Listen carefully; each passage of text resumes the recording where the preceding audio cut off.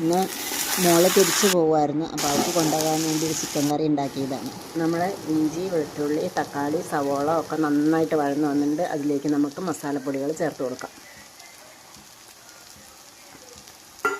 നന്നായിട്ട് മൂപ്പിക്കും.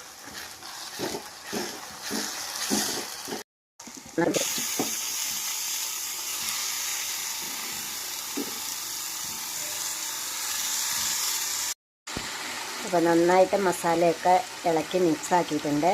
ഒരു 5 മിനിറ്റ് നേരം നമുക്കിതിങ്ങനെ അടച്ചു വെച്ച് വേവിക്കാം. എന്നിട്ട് ചൂടുവെള്ളം ഒഴിച്ച് വേവിച്ചെടുക്കാം.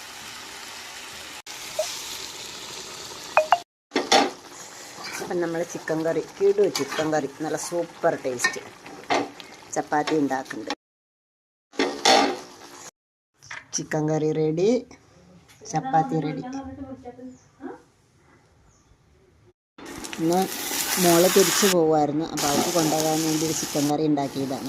നമ്മൾ ഇഞ്ചി, വെളുത്തുള്ളി, തക്കാളി, സവോള ഒക്കെ നന്നായിട്ട് വഴന്ന് വന്നിട്ടുണ്ട്. അതിലേക്ക് നമുക്ക് മസാലപ്പൊടികൾ ചേർത്ത് കൊടുക്കാം. നന്നായിട്ട് മൂപ്പിക്കും.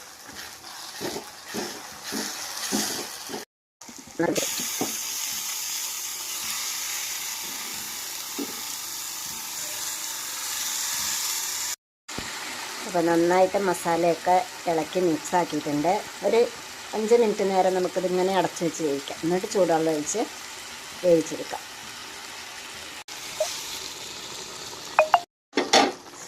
അപ്പം നമ്മൾ ചിക്കൻ കറി, ചിക്കൻ കറി നല്ല സൂപ്പർ ടേസ്റ്റ് ചപ്പാത്തി ഉണ്ടാക്കുന്നുണ്ട്. ചിക്കൻ കറി റെഡി, ചപ്പാത്തി റെഡി.